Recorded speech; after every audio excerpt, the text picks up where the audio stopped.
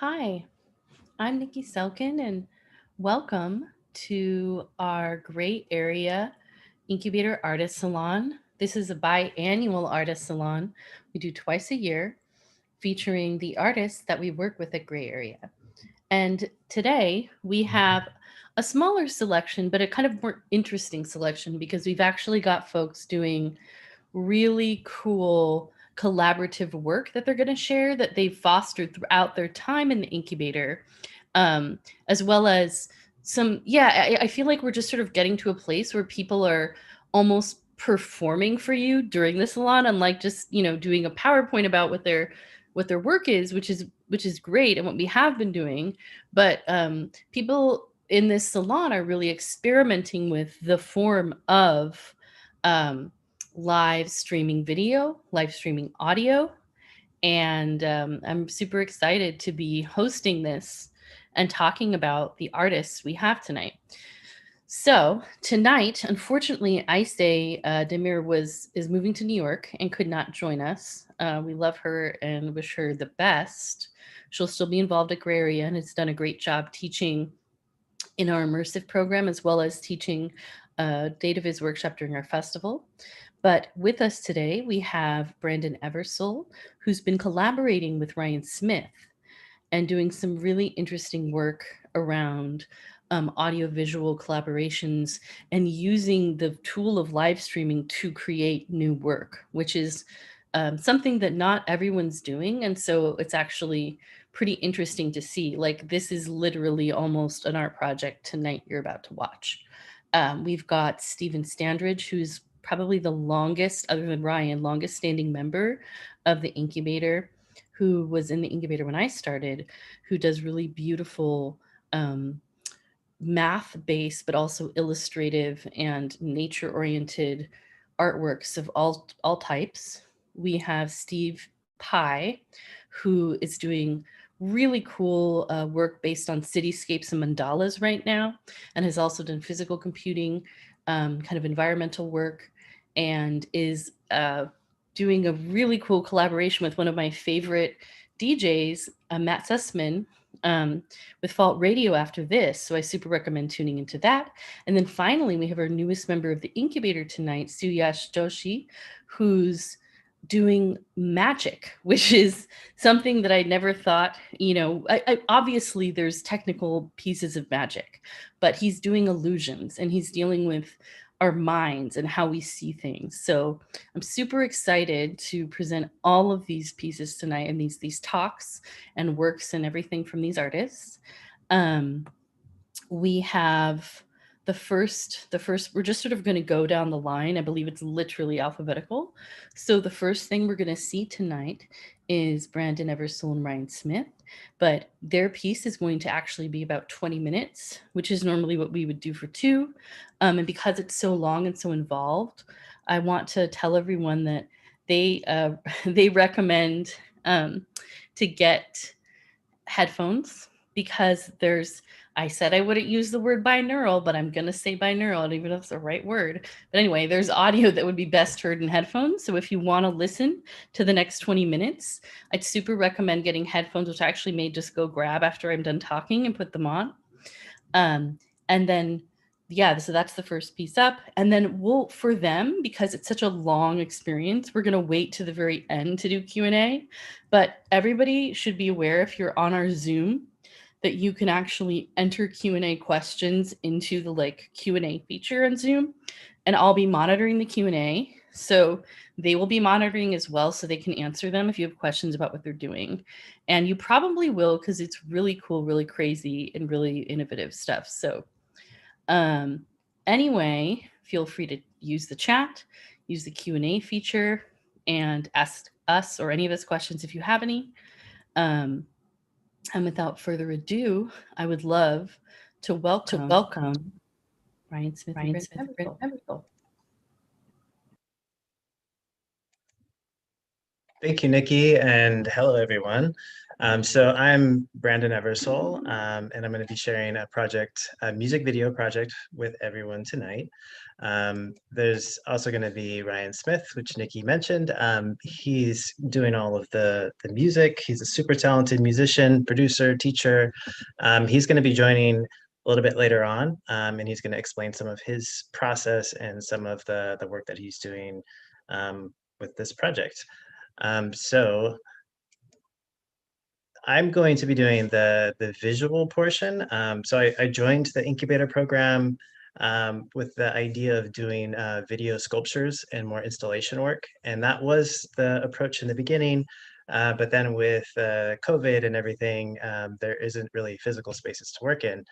So that's been kind of evolving, and that's turned into really the project that I'm going to share with you guys later on.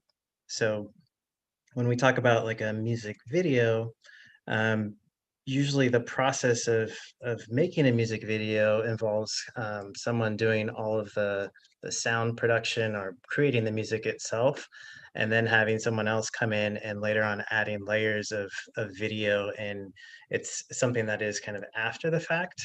Ryan and I have gone on and tried to kind of change that up a little bit. So instead of doing all of the audio before the video, we're going to try to, or we are kind of layering in and making it in pieces.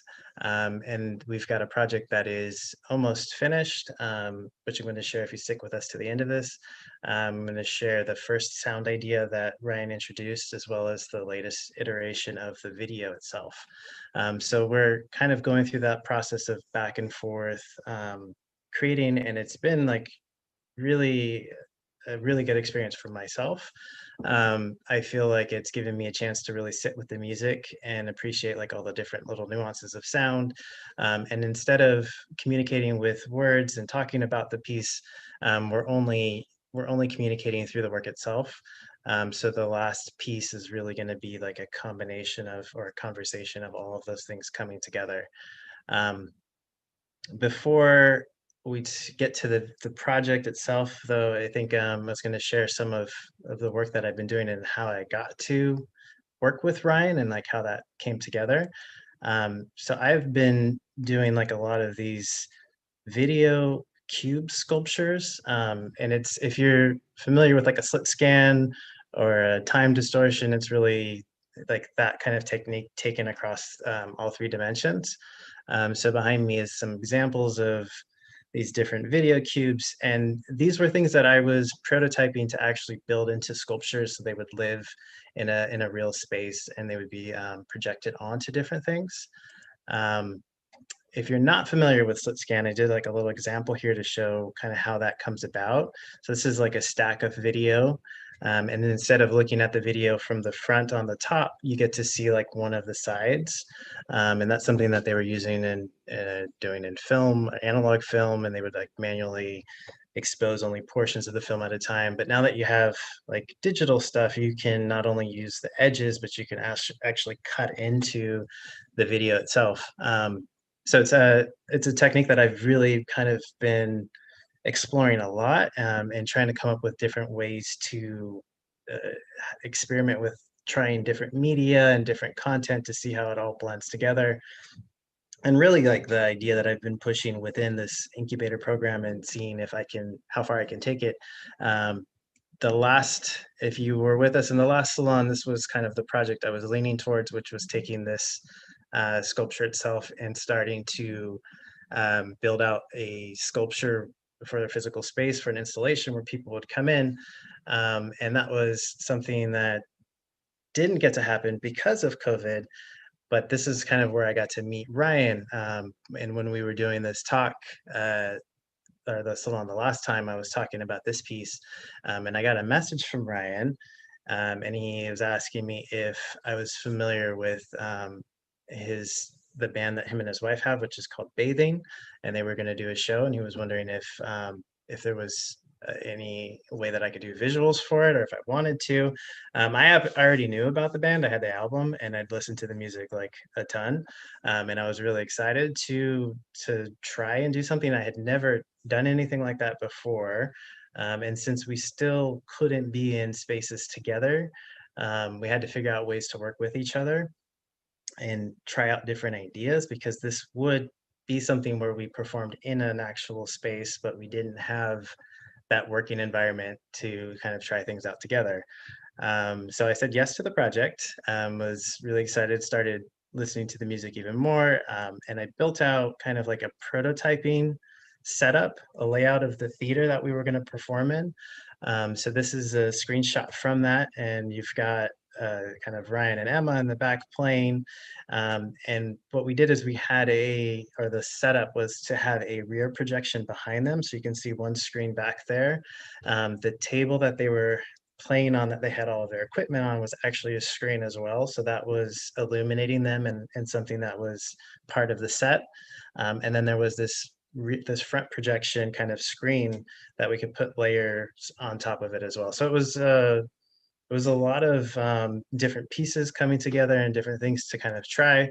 And I remember I like set up some time to meet with Ryan and Emma just to see what they wanted to do and how they wanted to take things.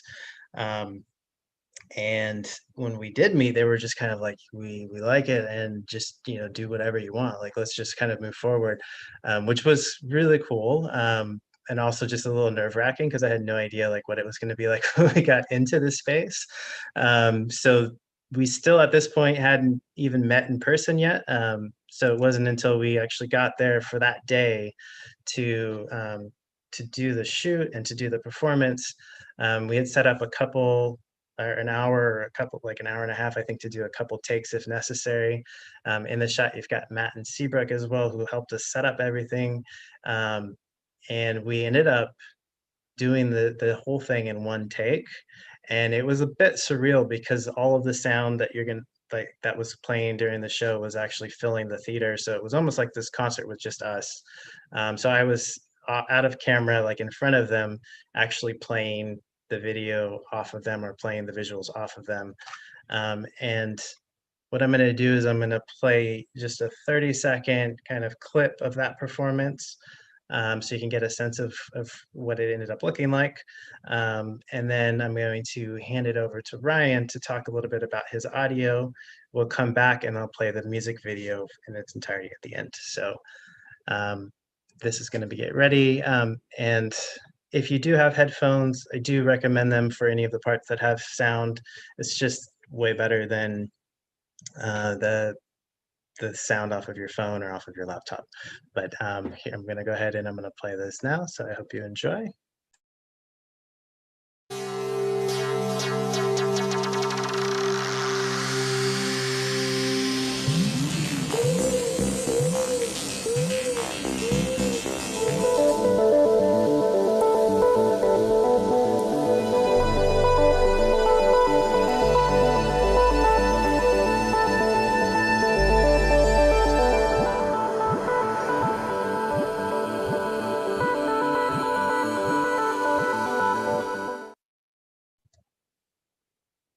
And with that, I'm going to switch it over to Ryan so he can talk about more sound ideas and stuff.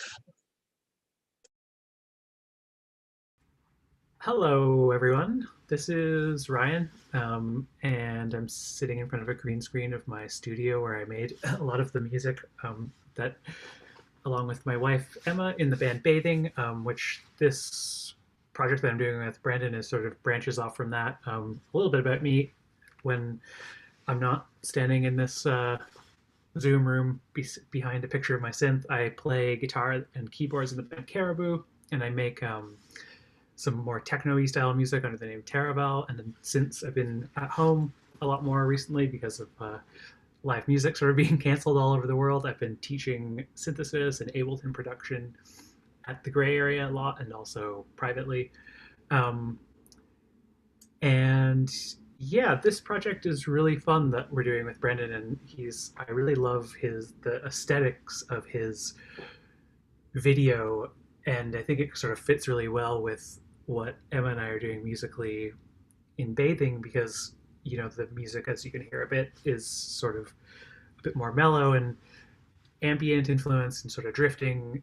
And it's a lot of the time when you end up having visuals with music, the visuals end up being sort of really like sort of on purpose overwhelming and sort of a sensory overload sort of a thing.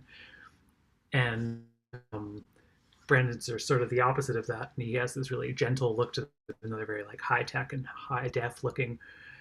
Um, and yeah, the show that we did at Gray Area was really, as he says, quite surreal because we were the only people. It was just the band and Brandon and our dog and the technical staff at the Gray Area, and so we were playing this show to kind of basically just like this people who are in the bands and this venue staff and production people, but you know, at kind of full concert volume basically, and then with Brendan's amazing visuals that I really wish there'd been an audience there to see, because he kind of made these projection map things behind us, and then we were playing on a flat screen display that had some of the visuals on it as well, kind of shining up through our gear.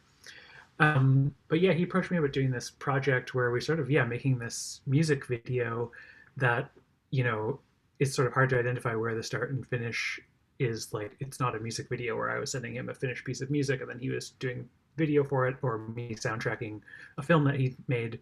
It's sort of like layering bits, one like a layer of audio, then a layer of video, then a layer of audio. And so it's not quite clear like which is the music driving the video or the video driving the music, the other way around.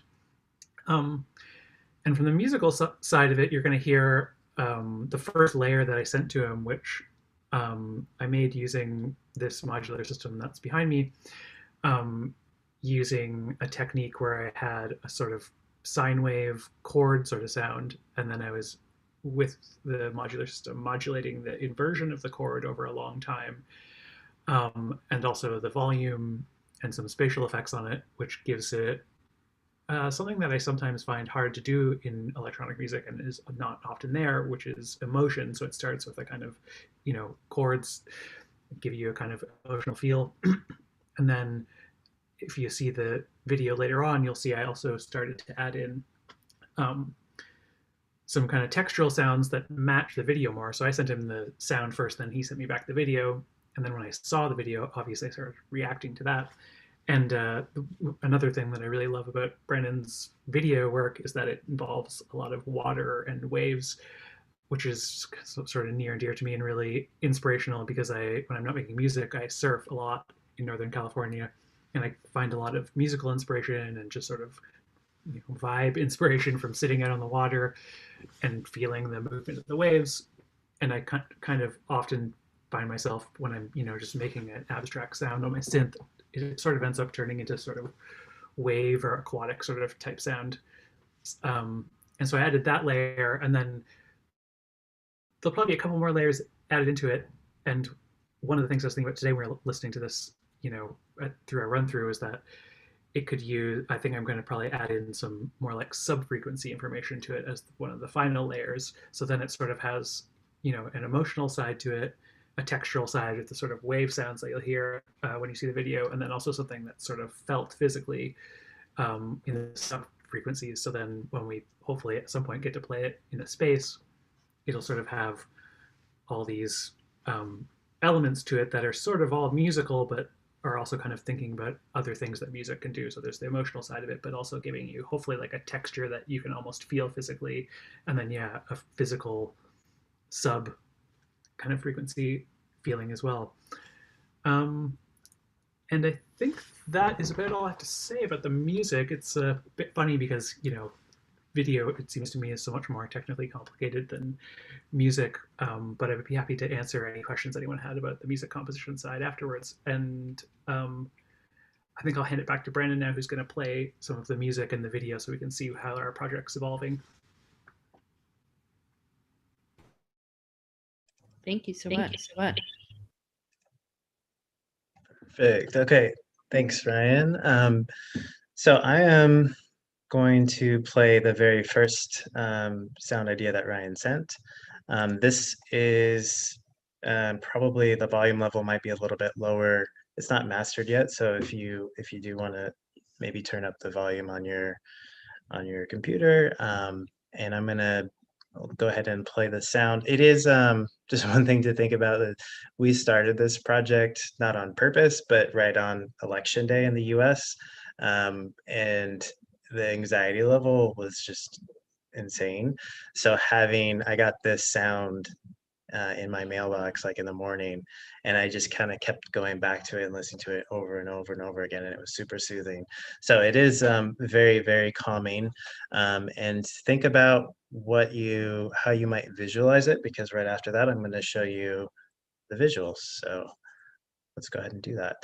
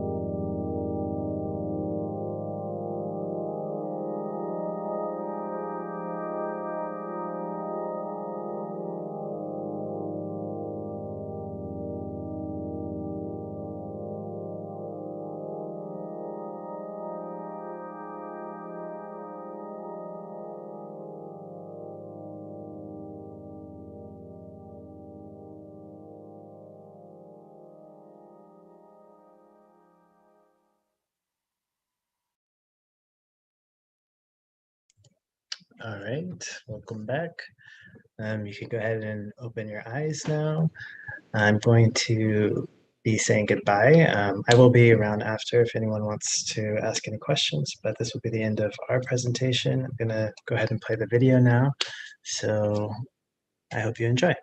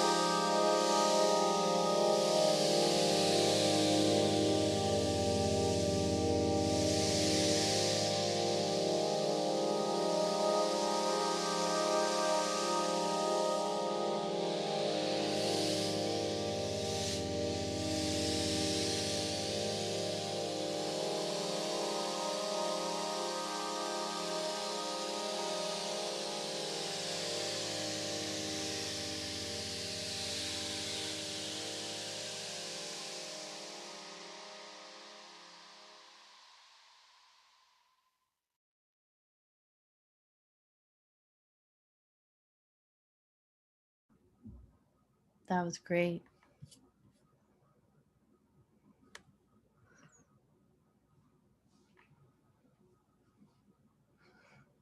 Thank you so much, both of you, Ryan and Brandon.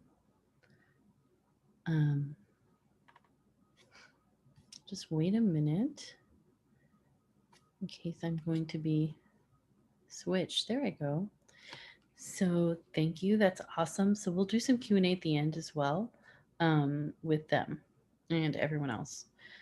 But next up, we have Stephen Standridge, who's coming at us from Hawaii, which is very exciting to me because he didn't used to live in Hawaii. COVID, man.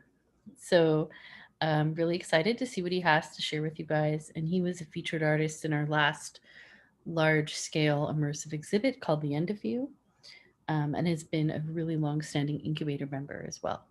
So buckle your seatbelt, and here comes Stephen to talk about his work. Here you go, Stephen. Thank you, Nikki.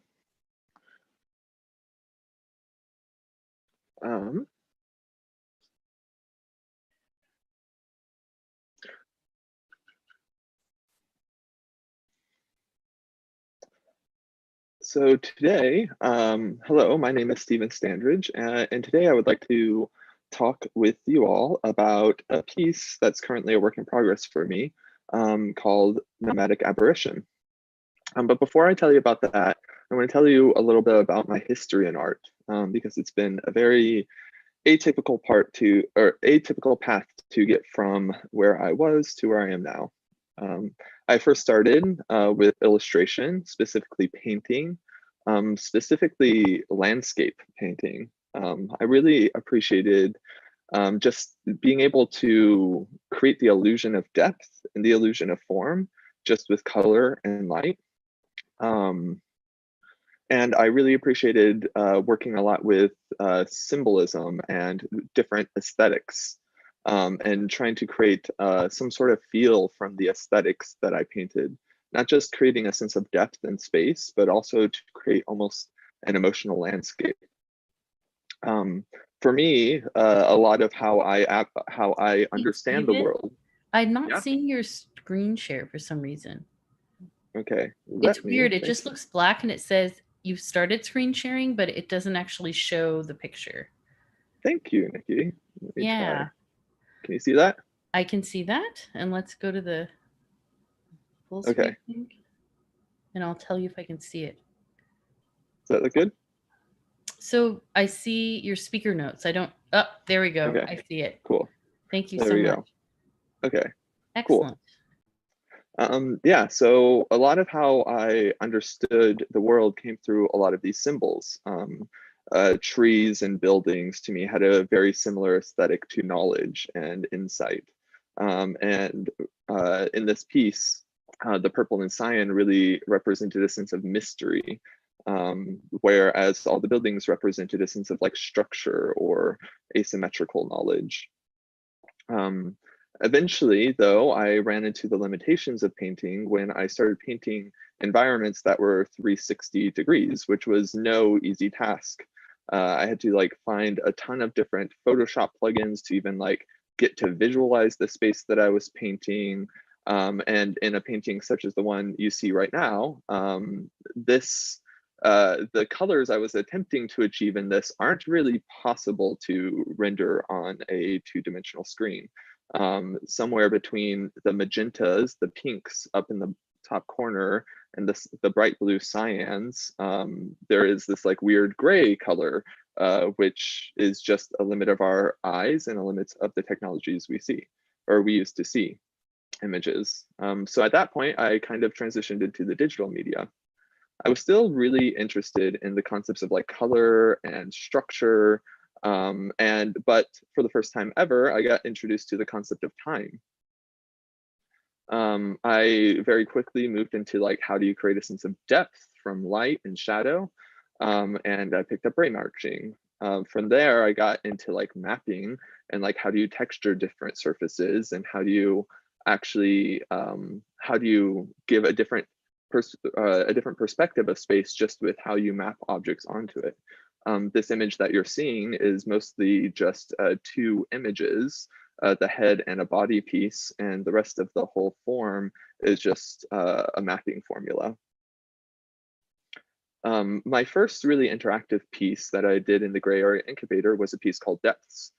This one was based around the three-dimensional painting that I showed you earlier, except for the first time, I was able to animate it. And as you can see, to solve the gray issue, I started cycling between different colors. So the cyan on one side gets very blue, and then the magenta on the other side. And because of this cycling of colors, you can kind of see the in-between colors, or all the vibrancy of each color, a little bit more. You would control this piece with a spherical controller, and so very much baked into it was this concept of exploration. The most common responses I would get from this piece was a sense of curiosity and mystery about like how the piece worked. Everyone knew that it was intuitive to interact with, but no one quite could get why. And it's all because of the simple geometric controls. Very quickly from there, I moved on to my next piece called Inferno. And this one, I used a very similar set of tools, all about cycling colors over time. But instead of just like a round ball, you are trapped in a tetrahedron. You're still seeing all 360 degrees of space, but for the first time, angles are introduced into the equation. This whole piece changed based on like what sky pattern you were looking at any given time, using this tetrahedron controller. Even in this piece, I started focusing on fires way back in an innocent time before every year was a massive fire. From there, I moved to like crystalline, and in crystalline, I started exploring the concept of form and structure. It was a cube controller for this one, and it was all about like the angles that are parallel with other angles, and being able to explore a space just using the 3 different axes of the cube. The actual piece itself was projected onto an inverse cube, and even though you can't really see it from this angle, if you look dead on into the center of the 3 sides, it gives it a sense of coming out at you. It gives the whole projection itself a sense of depth. After that, I joined the ESRL program, which produced a show called The Interview, where me and 11 other artists all were exploring different concepts of humans' relationship with the environment, or their relationship with the natural world. My participation in this was mostly confined to one piece called The Uncanny Forest. And this piece was created to solve or to address 2 major issues. One, I was creating this piece during the Australian bushfires, and so one of the main things on the back of my mind was just all the anxiety about like the world burning, and 2 billion animals dying just because of fires that continue to get worse every year.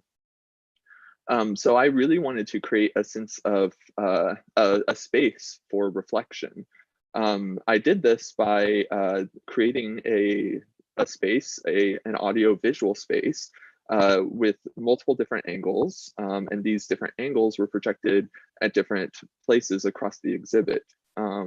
Throughout the exhibit too was this audio environment in the background that matched up with the visual environment you were seeing. This forest would go through the 4 quote-unquote new normal seasons of California, going from a wet season into a summer season, into a fire season, and then into winter. The goal with this approach was to try to normalize this idea of the ever-increasing seriousness of these wildfires, and in addressing these as a new normal, to give people the space for contemplation. Having just this last year lost my home in the California wildfires, I understand that one of the first stages in grief is the ability to just like sit with the reality that exists, and to be able to just sit there and to see this longer term cycle of this surreal forest that is burning very much like the real forests were at the time, felt like it was giving people that opportunity. The second goal I had with this piece was to just create a like continuous sense of space throughout the piece or throughout the entire show, using a shared aesthetic and a shared sound. This wasn't my first time playing with sound. In Crystalline, the piece that was about a cube, it had a huge interactive sound component. In fact, sound was a large way that you interacted with it, and it changed based on how you did interact with it. At the end of you, I also created two different sound systems. The one you're seeing right here was with a collaboration with 4 other artists called the Mortality Meditation. And in the background is projected the Uncanny Forest, but people sit in the foreground and are just like led through this guided meditation that explore humans' relationship with nature and our own mortality is as part of this interaction with nature. And shortly after this installation, like within weeks after this installation, COVID hit. And so we entered the year of the bat.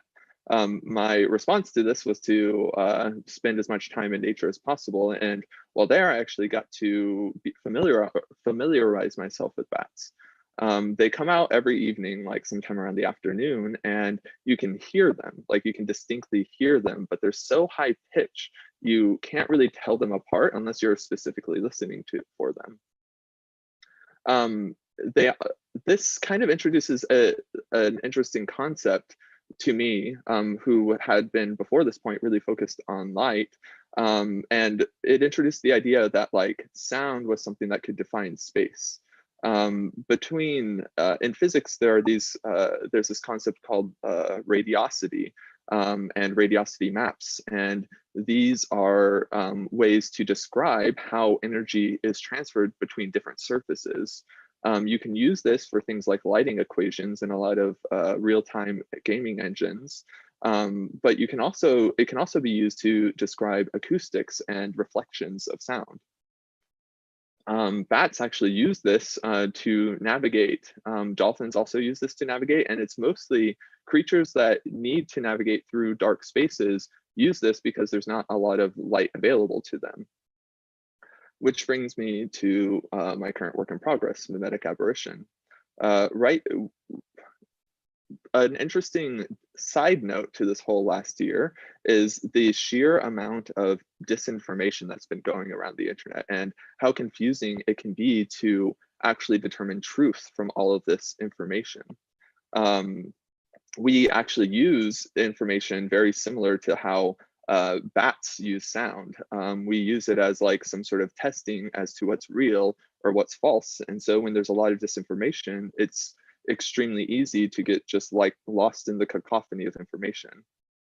The name Memetic Aberration comes from the concept chromatic aberration. And in chromatic aberration, what happens is a white wavelength of light is actually fractured into the parts of light that create itself. Here you can see in this like cube image very clearly, there's a green channel, there's a blue channel, and there's a red channel. Where they overlap, there's like pink and there's cyan and there's yellow, but each of these squares are supposed to be white. You kind of see a similar effect in prisms too, when a white wavelength goes through and it like creates a rainbow on the other side of it. And so what we are, in my opinion, living through is a time of memetic aberration, where truth and reality goes through the prism of the internet, and then out comes all these different takes on it. And it's very, very challenging to make sense of which take is right or which take you should actually pay attention to.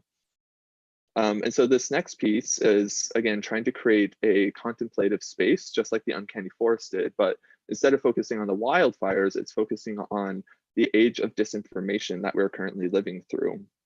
And perhaps one lesson we can take from the bats who started off this year is how to navigate truth and reality in ways that aren't just directly linear. My name is Standridge, and I hope you check out this piece when it's finished. Thank you very much, and that's all I have to talk about. Oh, thank you, Stephen. I'm super excited. And it'll be showing in the Gray Area um, artist, the showcase we have coming up, which is, I think, opening, what did I say, December 8th, I think. Um, so, yes, please come check that out and work by the other incubator artists as well as students from our Creative Code Immersive program. No, but it's super true and kind of intense about that. Also, is there any questions? December 9th. Thank you. I'm glad I told the wrong date. I'm looking at the Q&A. If anyone has any questions, I think it's pretty intense that Stephen, you went through the fire and lost your home after doing that whole piece about the fires, which is crazy. It was crazy. It's just, I don't even understand, like, and I remember you being like, yeah, fire season. And me thinking, oh, that was really poignant because we've been having fires, you know, so it's like a real thing, but it's like realer than real for you. Losing your house. Just, I don't know, guys. It's too much now. So you can ask in the Q&A. And also if you have questions, you can also, we'll do it at the end as well. But next up, we have Steve Pye, or Stephen Piasecki. Piasecki, I think is correct. And Piasecki, yes, that's correct. Piasecki. I would just call you Steve Pye, so. That makes it easier that way, definitely, yeah.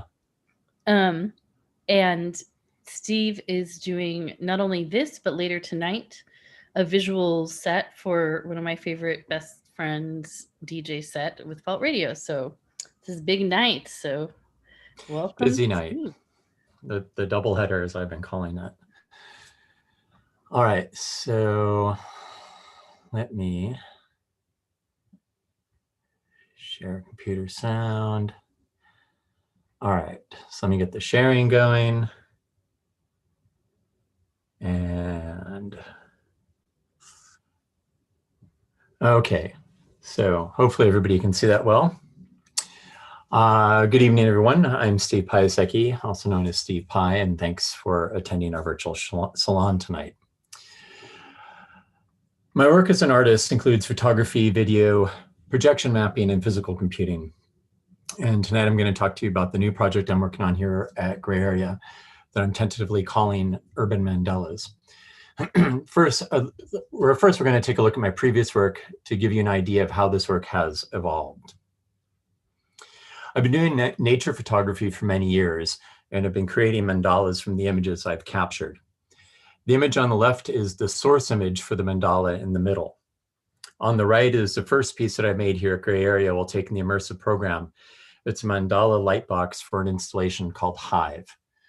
The mandala was printed onto a transparent acetate 30 inches by 30 inches and mounted into a light box with an array of 170 LEDs behind it. There's a hypersonic sensor mounted to the frame of the light box, and the LED animations change depending upon the distance of the viewer from the piece. We've created 3 of these so far, and they've been exhibited at Gray Area, the Gaze Hate Techno Music Festival, and the Light.Wave Festival in Sacramento. During the past few years, I've also been doing visuals for DJs and musicians, as well as other projection mapping installations.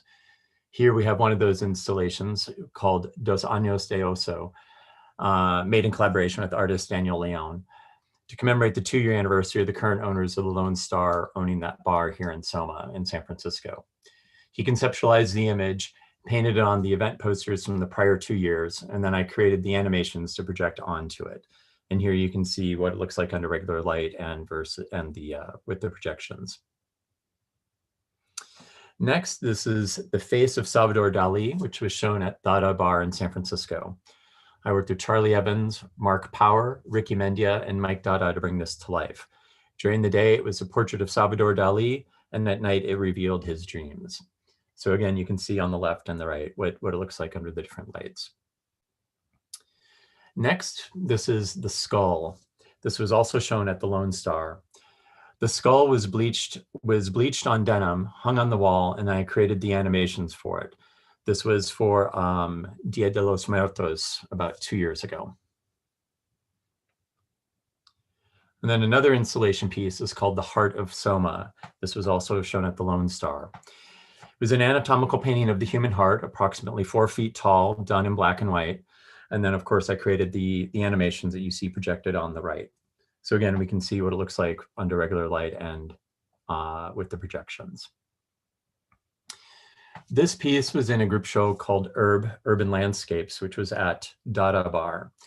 This piece, Urban Life, Urban Projection, to create it, I took images of iconic buildings around San Francisco, made a collage of them with paint marker on a canvas that measured 5 foot by 8 foot, and then created the animations to show the city changing over time, including the stop frame animation using a posable 7-inch Godzilla action figure. And then next, for the artist showcase that we had at Gray Area in November 2019, I created an installation called the Magic Mirror. Embedded in the mirror was a computer monitor and 2 video cameras. The video feeds were mixed with visuals and graphics. Ambient music played softly in the background. Viewers were alone or in small groups with the Magic Mirror. The mirror would flash text-based questions to solicit responses from the viewers and attempt to establish a dialogue with them. This is the setup of the room.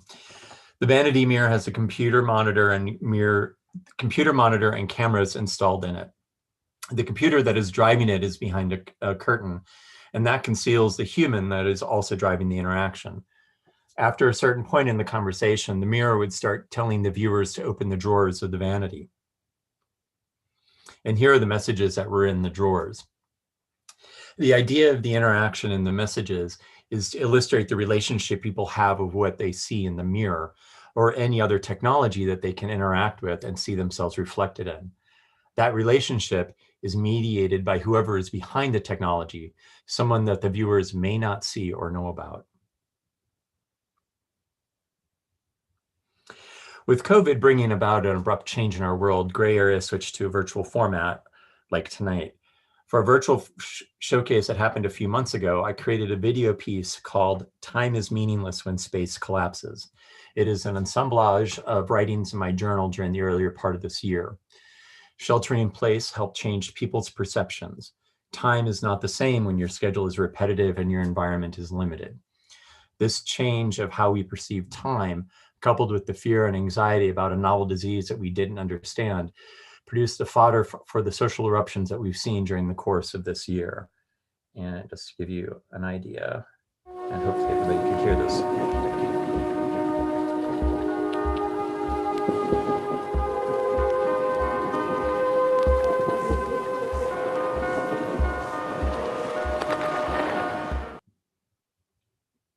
So that was a little bit of what that video was like. Since then,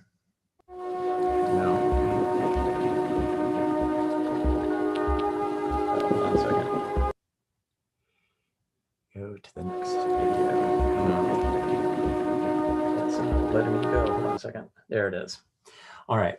So since that showcase, I've been working on some video pieces, doing visuals for various DJs for online events. This was for the Quarantine series done by the Queer Nightlife Fund, which has been raising money to help support the queer nightlife community in San Francisco. Gays Hate Techno, a festival that I performed at for several years, got to curate one of the broadcasts. And this was a set of visuals I created for a DJ mix by Vera Rubin.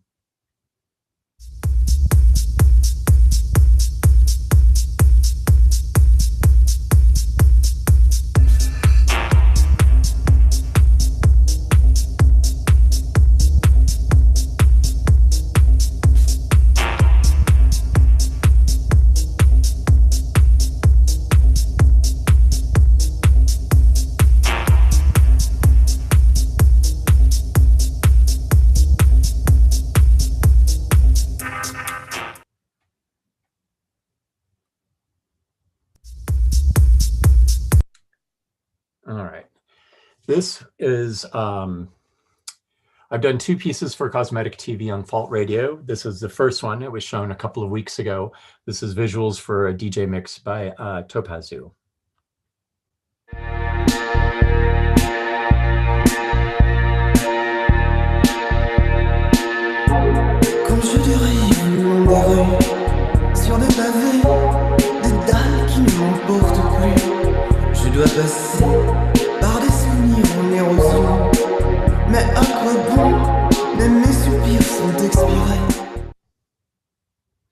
All right.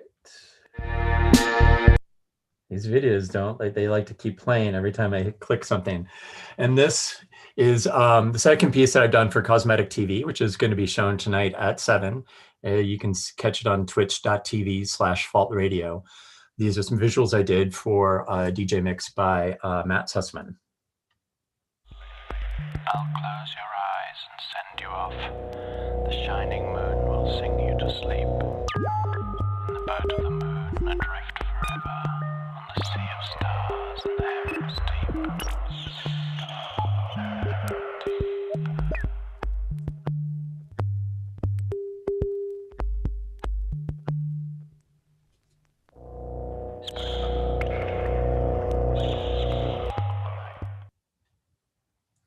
All right, let's see if it's gonna. I'll close your eyes. No, it's gonna do the play again. All right.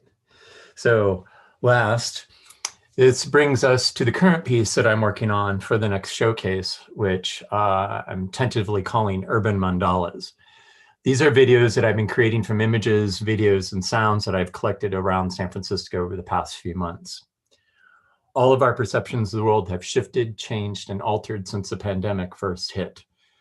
We've altered the spaces and rhythms of our daily lives. These meditations are part of my response to helping reorient myself and understand the changes that I've been going through. So this is a preview of what I've been creating.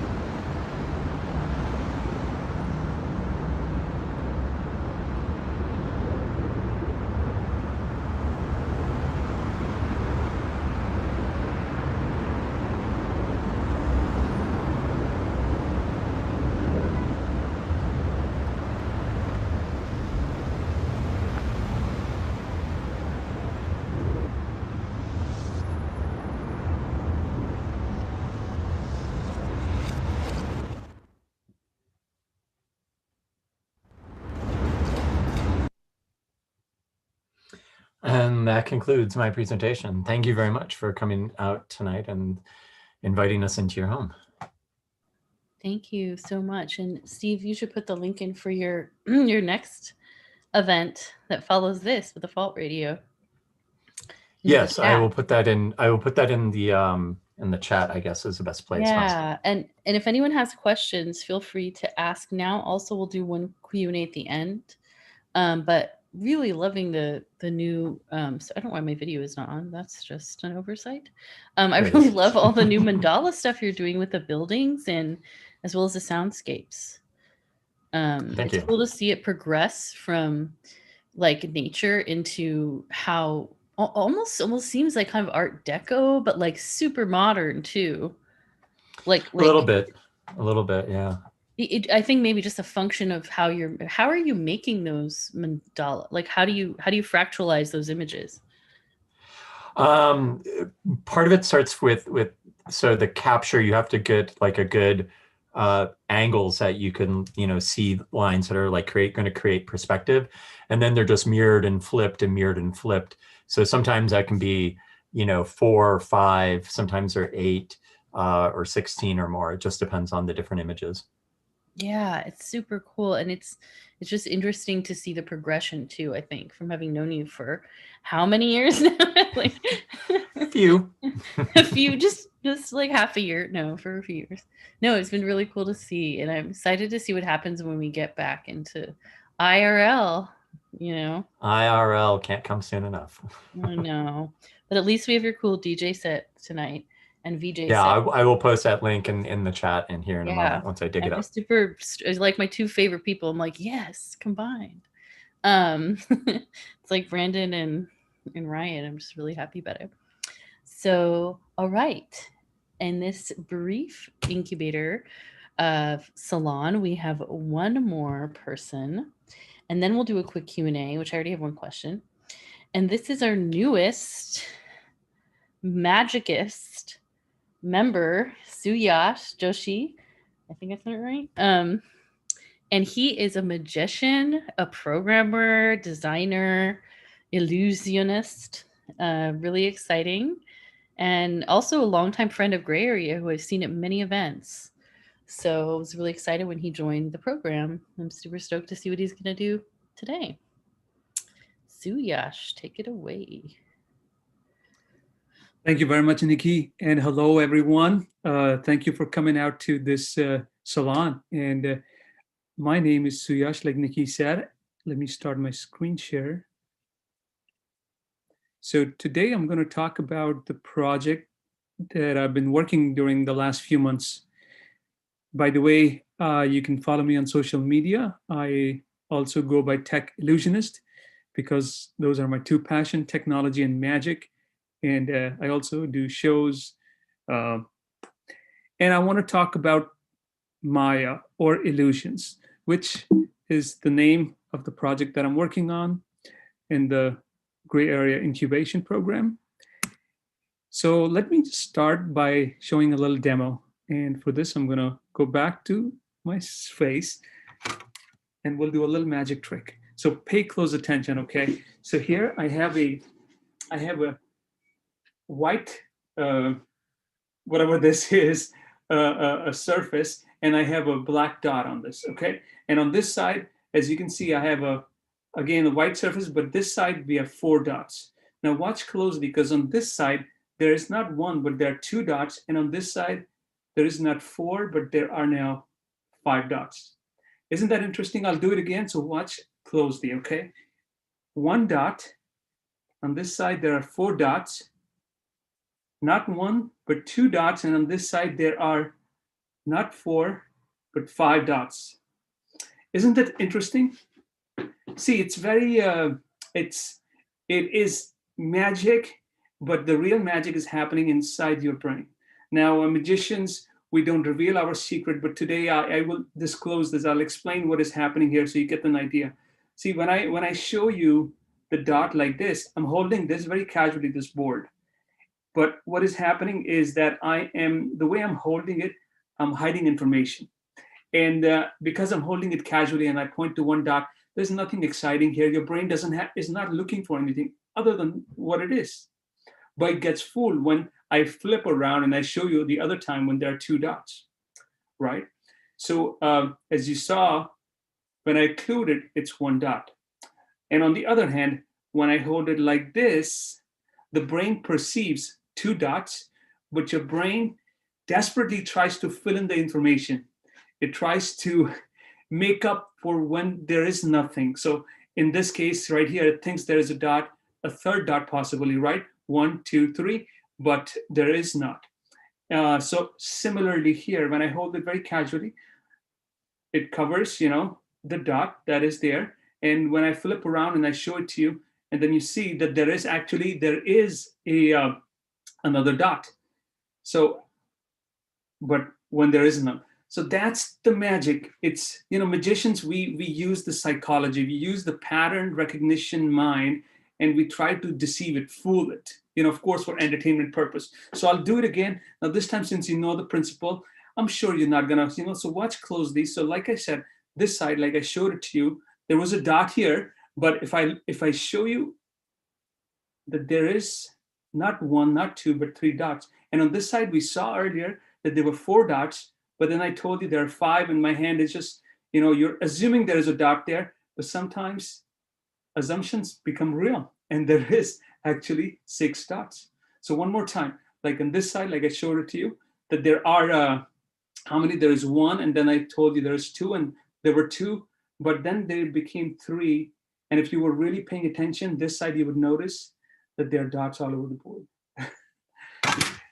That's a little magic trick. It's a sleight of hand magic, but really what I'm doing, I'm playing with patterns that I'm creating for your mind, and I'm folding them. A very simple example, illusion of this is an optical illusion. So I don't know how much glare, sorry, if there's too much glare, I'll try to move my light. You can see, I suppose you can see this shape, right? You see the shape carefully what this is. And I'm going to present it to you right here. And as I turn it, tell me if the shape changes. Do you see the shape changing to like circles? But in reality, it's not circular shape. It's this. It's a 3D printed object. But when I turn it, sorry, the light is reflecting too much. But when I turn it like this, you can see there are 4, it seems to be 4 circles. And what is happening is the way our eyes perceive light and shadows. It's a 3D optical illusion that's just been 3D printed.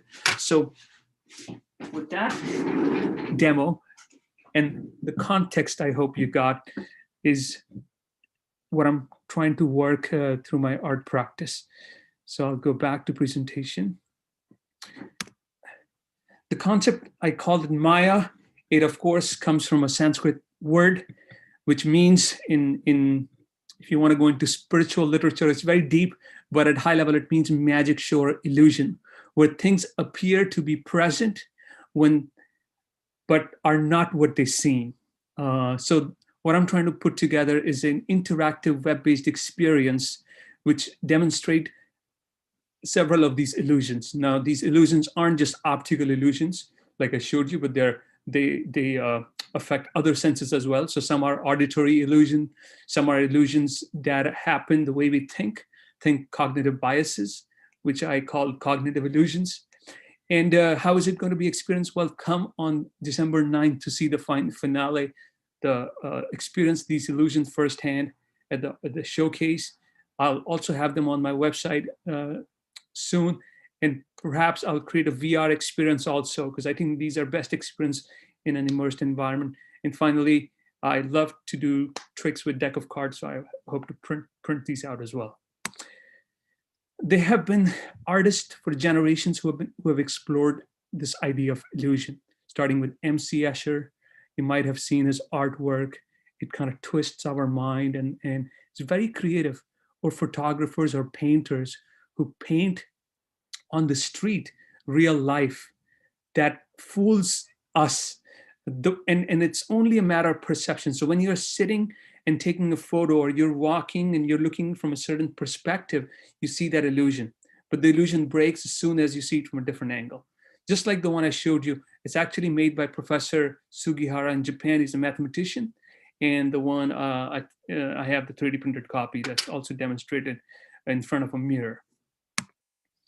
Now, visual illusions are in more than what we think. Like in architecture, they've been used to create installation, such as the Penrose Triangle. Now, this picture is in Australia, and from certain angle, if you see the top left picture, the first and the second one, that's what you would see. But you have to come at a certain angle or perspective where the shape conforms, and it seems like a joint, like 3-sided triangle, which is also known as an impossible shape. And I have a 3D rendering at the bottom of it, where you can see the lines, how they are overlapping, and mathematically it's impossible in the 3D space we operate in, the Euclidean space. We cannot create a shape like this. Or print shape like this, but we can create shapes that, when seen from a certain angle, they look like this. Thus, it's an illusion. It was discovered by an artist, the shape, and then Penrose triangle was the mathematics of it. Was defined by Roger Penrose, who also this year won the Nobel Prize for a separate discovery in physics. But illusions have been studied by scientists, philosophers, cognitive brain scientists, artists, photographers, painters, and it really goes into the question that I'm trying to ask. What is real? How do we perceive reality? Because all our reality is shaped by our perception. And if we can understand how illusions work, maybe we can understand our mind a little bit better, and we can understand us in some way. And that's the hope. But also, being an engineer, I have mathematical curiosity and design curiosity to create these shapes. So a lot of these illusions, if we look at the very fundamental, they are based on these primitive, or these illusion, these basic illusion that were discovered by different people in the past, after whom the illusions have been named, like Ponzo illusion or de Boeuf illusion. I can't pronounce some of these names. But what they're illustrating is the first one. Let's talk about that. The arrow, the size of the two arrows. Well, to a naive eye, if you haven't seen this before, it seems like the second arrow is larger in size than the first arrow. When in reality, they are both the same sizes. And if I present it in a different context, add some more space, perhaps animate them, you really would see the size difference, the contrast.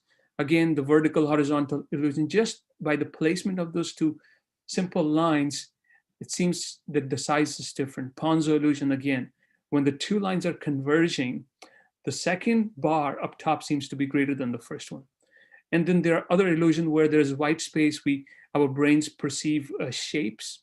And the other illusion here, last two, the inner circle is actually the same size in both of these images, but it seems to be greater in one and smaller in the other. A lot of this is studied in graphic design under Gestalt psychology. And this is a beautiful illustration that explains some of the Gestalt concepts, like closure, how our minds see shapes and we want to close it. We want to close the gap, just like the ones here on the left, the circle we're seeing, where there is no circle. It's just lines pointing at each other, and our brains perceive a circle. Here we perceive a letter G, which, it's almost like a letter G. So our brain completes that this missing information. Other principles like proximity, continuation, figure and ground is very popular. What's in the foreground and background here, the letter A, it's not there, but the way the white and the black colors are used in the shapes, we see the letter A, and similarity as well. Repeating patterns.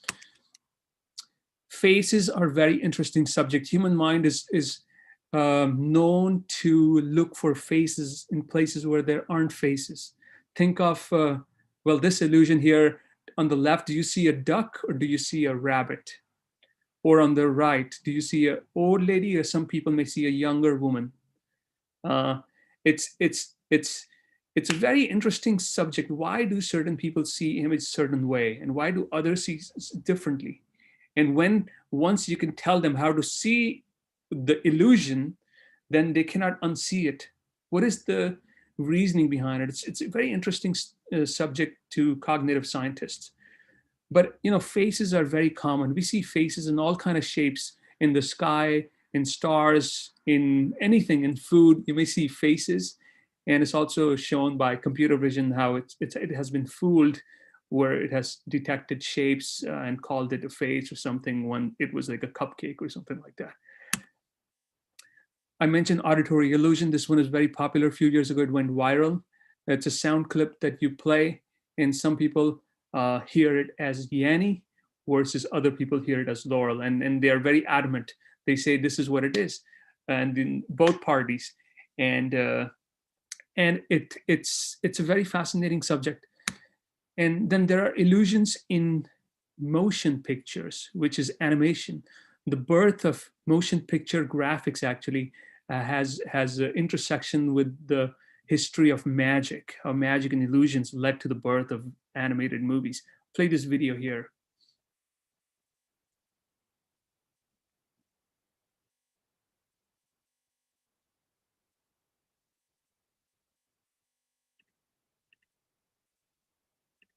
There's no sound here, but just see it's a stop motion animation, and you'll see he's going to use this projector very carefully. I'm going to make it full screen. Oops, looks like I can't do full screen because it's in the video. But he's drawing this, it's frame by frame. It is stop motion, actually, animation that has been stitched together. But watch closely, and the magician or the artist manifest physical object out of seemingly analog painting. And it was produced by one of my heroes, Thomas Edison, back in the early 1900s when he was exploring motion pictures and videos. And yeah, it is pretty fascinating. So the whole world of video is how our eyes perceive motion when it's just frame by frame, moving at 60 frames per second or 30 frames per second. It's another area which I like to call it as illusion of moving images. So this is the video. It's called The Enchanted Drawing. You can see it online. Some of the lessons I like to share. So while creating this interactive web experience, I debated a lot on what kind of technology to use, how deep to go, and I ended up using Three.js for creating the rendering and animating these illusions. For audio, I'm using a library called Tone.js and some other animation libraries. And I chose the platform web because web is accessible to anyone who has internet, and hopefully anyone be able to experience these illusions online. I prototyped these. So before I jumped into code and code these up, because these illustrations, I'm using a hybrid approach. Some of them I'm creating from scratch in Three.js using code. Some of them I've created a little bit in Blender, and then I'm animating it on the web. And so I also like to draw them physically to understand, before I go into the technical bits in pen and paper, what this figure is really about. And then another idea is to print these perhaps, and I don't have a 3D printer, so on the cloud there's a company called Shapeways, and I'm looking to print a deck of cards as well, which will happen sometime next year, and print each illusion in a deck of card. And then a lot of learning was around human perception, Gestalt principles, psychology of illusions, and why we perceive things a certain way. And perhaps next year I would love to play with AI and see if I can feed these illusions to AI, and if it can generate new novel illusions, or if I can fool AI, which I think should be rather easy, where AI predicts a certain label and the reality is something else. So thank you very much for listening to my talk. I'll leave you with this quote from the brilliant scientist, Albert Einstein, and I would be happy to take any questions. Thank you so much, Suyash. I learned a lot. That was a very cool read of graphic design, Gestalt theory, and illusion. Like really, really great. I feel like you should teach a class now that I've heard this talk. I'm like ready to like book your, winter season Suyash class. So let's talk offline. Super great. Does anyone have questions? I mean, I feel like there's a lot we can ask ourselves and each other about the role of illusion and the role of, like you were saying, just like perception in design, in art, in sound. I wish you had played the Yanni Laurel thing because I wanted to be reminded of it, and I feel like I always heard Yanni or something, but I want to hear it again. It's amazing. And that old video of Edison, it's phenomenal. And yeah, let's fool the AI, like Ayse says. Yep. And I'm super curious to see what you're going to do, which we should talk further, obviously, about what you're going to do. And I know someone at Shapeway, so let's discuss that again offline. But does anyone have questions for Suyash or Steven, Steve, Brandon, Ryan, anyone that spoke today? Me, I guess you could ask me questions about their work. I know folks were joining us from Facebook as well. And yeah, this is like a great time if you have any questions to like chime in and ask them on the chat or ask them in the Q&A. I know that Stephen answered a question about algorithms earlier. But yeah, I'm trying to think if I have questions about this. The stuff you're looking at, Suyash, is super interesting to me because I love figure ground and I love Gestalt. And thinking about the theory of perception. And seriously, you completely fooled me with those cards at the beginning. I was like, I don't know where they went. He's obviously got one in his pocket. Or just like, I had literally no idea that they were like just the same card because I don't know what that means about me, but good work. Does anyone else who spoke today want to say anything? We have like a few minutes left. Oh, here we are. Question for Brandon or Ryan. How did you want, how did they go about complementing audio and visual? What was your inspiration for crafting that art and that music? So how did you contemplate the audio and visual balance? What was your inspiration for crafting the art and music? That goes to Brandon and Ryan. I can answer on the music side, I suppose. So the first layer that I sent to Brandon, which was the start of it before his video, was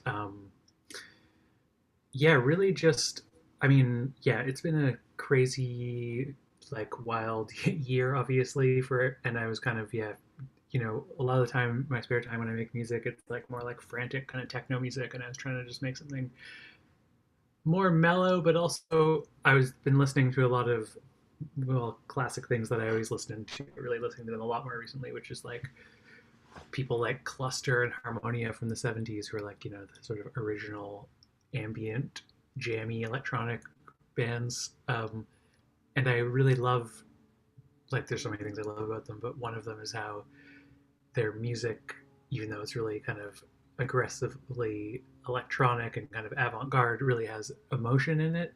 Give me some names for bands. Oh, okay. Well, there's one called Harmonia, and there's a related one called Cluster, and they're big influences on me. And there's a contemporary artist who I always kind of big up, whose name is John Elliott, and he used to be in a band called Emeralds, but now he does all sorts of stuff. But he has this project called Imaginary Softwoods that's sort of in a similar kind of vein, like it's electronic kind of drifting music, but it has super emotional, I wouldn't call them chord progressions, but just use of chords. And I've also been teaching music a lot recently to people. And actually, one of the things I've been teaching a fair few people in private lessons is people who are like, have bought synthesizers or modular stuff or Ableton, and sort of know the like technical side of it and like how to make a beat or how to make a synth sound, but they're like, why does this chord sound good? Or like, what notes do I need to use to make music? And not that I'm like an expert in that, but I've been really like teaching people on a really basic level, like what the tones in the Western scale do kind of emotionally. They sort of have almost a kind of like preset emotional reaction and like the way that chords work. And so I was really thinking about all that. And then I just found this kind of, again, back to this like, blurry border between like abstract electronic techniques and emotion and music and like tonal things is on one of the modules that's behind me in the picture. As someone pointed out in the chat, there's a mode on it that sort of produces chords for you, but you can't control them like with a keyboard. You can only kind of turn a dial and it can change the order of the notes in the chord, or you can change what family of chords it's from, and then the timbre. So it's sort of like playing with like classical music concepts of harmony, but in this way that there's no way you'd come up with that on a keyboard yourself. So those sort of two things, like electronic texture and emotion was the starting point, at least. And Brandon, do you want to pipe in on that? And then we have one other question for everyone. Yeah. So for me, I think since I got the sound first, that obviously the sound itself really kind of drove the tone. And it for me, I listen to things a lot, so I get a little obsessive with it. So I think I listened to that sound like 100 times over a couple days. And then I started with just kind of having the camera movement. So that was the first thing I laid out, because I think that kind of set the whole feeling for it, at least for me. And then it was really because what you guys saw was the last one that we've done. There was like a couple in between, but it was me trying to explore and find ways to do things quickly, because I think of the computer CG stuff, at least the stuff I was doing before, it was like a really long render time, and I've been trying to move over into like more real time stuff. So this was uh, the closest I could get to what I would kind of experience if I was sculpting something. At least that's what I'm trying to get to, so that I can really go in and make changes based on really small, subtle things that are in the sound. So it's really been kind of experimental, which I like, and I think both Ryan and I agreed when we started we were going to keep doing something until we were just done. And it wasn't really the pressure of it being this amazing, super polished, wonderful thing at the end wasn't there. So it was very freeing and just kind of like, oh, let me try this thing or that thing. And to be honest, I think it's kind of some of the better work. It's starting to turn into something that I'm really like happy with. So What did you do yeah. for software to pivot to be more like live? I know you were saying about render time. Yeah. So there's like different techniques you can do, and they've been around forever. I'm just kind of learning them myself. Um, but I'm using a thing called raycasting, which is you basically describe the scene mathematically, and then you can get a distance field back. Usually you would have like a large scene with a bunch of like polygons or some geometry that's defining all the space, and there's like low res versions of it, and then you sit and let something render for like 10 minutes a frame or whatever it is, where this is something where you can kind of key it in and you see the changes immediately. So mapping it to the video, I had to beef up my computer so that I could actually store all the video in RAM, but now I'm getting to the point where that's even real time. um, if anyone is interested in that stuff, there's a site called Shader Toy, which has like an online browser where you can try the stuff out. It's not mapping to video, but essentially you kind of build out a scene that gives you distance information. So it will let you know in the case of like mine, like when you describe how the camera is moving and where the objects are, it'll tell you exactly how far something away is. So then I can kind of map that back into a volume of pixels or video What that I have. software are you using? So Touch Designer, I'm wrapping everything up in. It's actually turned into like a really great tool. The Touch Designer portion itself is kind of like administrative almost. It's handling like calling the fragment shader, and doing all that stuff and moving between the video files. Because like I said, I'm really looking for ways to try and do things quickly. I get the ability to switch out different videos, try different angles, different shapes. So Touch Designer has been awesome in like allowing for me to not worry about like handling the data files and all that stuff. It's ready to go once I plug it. I had to set it all up originally because Touch Designer is kind of like a blank slate. But now that I've got my environment going, I really can just focus on, really small changes, and I think that's where it starts to come to life. So Yeah, like you're doing now, even with your little video circle. yeah. Use Touch Designer. Yeah, this whole thing was also kind of an experiment of running stuff through Touch Designer, so it's been fun. I think it's Steven who presented earlier is the guy that kind of pointed me to it. Because I originally wanted to do some real-time sculptures, which we did do about a year ago, and I needed a way to to kind of do that. I was using open frameworks before, and it worked, but it was cumbersome to kind of iterate quickly. So yeah. It's cool to see what tools you're using. And I do want to ask everyone before we go, we have a few minutes left. There's one question that Suyash posted, which I think is a great question to ask everyone. Just briefly, what do you want people to feel when they see your art or listen to your music? We can just go around the group real quick and just like a sentence or two.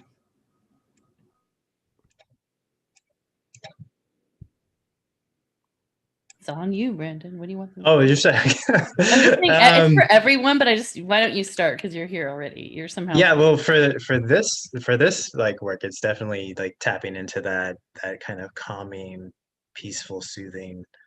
Yeah, so I don't want to avoid what's going on in the world around me, but I want to be reminded that I do have some control over the space that I'm building. So I want to focus on, or like for people to feel kind of control and sense and ability to find some calm, even if it is crazy. So totally. Ryan?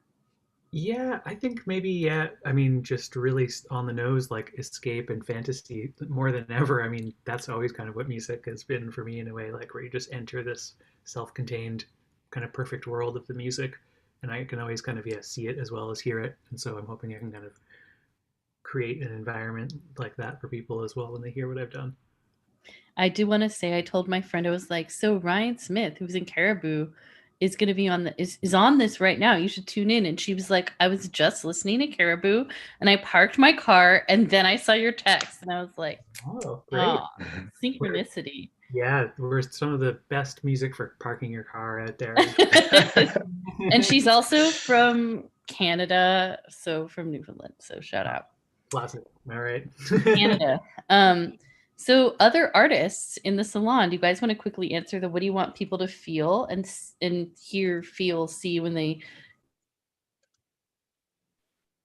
I'll go if no one else is. What I really always want people to feel is a sense of like mystery and beauty and intrigue. And specifically with this piece, I want people to feel like this abstract connection with this like idea, this like reality that's happening, and to maybe be able to see it from this like third degree perspective and maybe see the ways in which it's beautiful and the ways in which it's ugly, and feel a sense of like non-judgment around it and just seeing it as something that is.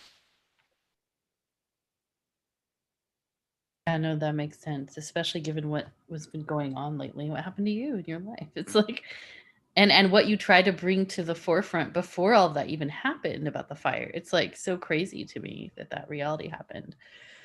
What do we have about Steve Pye and Suyash? Anyone?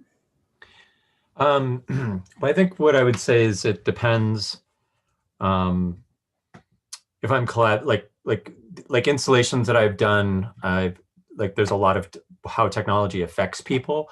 So some of the installations that I've worked on in the past have been about a little bit of maybe what I'd say warning, or kind of showing people like what's happening with the technology, that how it can manipulate you as well as you can manipulate it. But in the video pieces and working with musicians and doing visuals, it always ends up being much more about a dialogue of like kind of like what they set and then what I set. Because a lot of times they are driving that conversation more because I'm getting the audio pieces from them and then I'm creating based off of that. So two very different kinds of, it really depends on the work. Yeah, I've seen that in your work too. Like first thing I saw of yours was super collaborative, and then I've seen like super like political, so I've seen both sides of that coin. And finally, Suyash, what about you? Yeah, this piece I'm trying to, it's more intellectual, but I'm trying to get people to feel maybe perhaps some kind of beauty in the drawing, in the optical illusion, but the overarching idea is to make people question their assumptions. And so we because that's how we shape our reality. and to rethink our reality somehow, perhaps. Which I definitely did, because I didn't understand. Like, your first illusion totally fooled me, where I was like, wait, how did he flip those cards? Like, I literally was trying to imagine where you pulled them out of your pocket. So obviously I need some reshaping of my own reality. Thank you guys so much. This was actually a really succinct, well executed, and perfectly, like, I don't know, it was just a really good salon given all of COVID and everything. Like, I feel like everyone's work kind of tied into the next, and it was just really well done. So I was super engaged the whole time. Not that I'm never not engaged, but I was very like engaged. And I feel like a lot of other people were. I had people texting me and watching on Facebook. So thank you all so much for making your work and then explaining it with so much grace and so much insight to help us all understand what's actually being made in this time when almost no one's feels like we have energy to make anything, you know. And I know, Steve, you dealt with it in your work a lot, like that piece you showed. And Stephen, last time you did like a poem, you know, and like Ryan, you lost her tour and like ended up working with, you know, like all of you. So you actually don't know as much before, but you've all overcome a lot. And I just want to say thank you for keeping on making things so we can all appreciate what you're making. And the correct date being December 9th, apparently, which is the real date of the opening, which I thought it was the 8th, and I don't know why I thought that. Please come and check out, it is the 9th, the work of these amazing artists. And I'm super proud to have them as part of our community at Gray Area. Thank you all.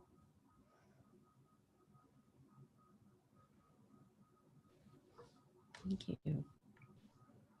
And with that, I call it to close.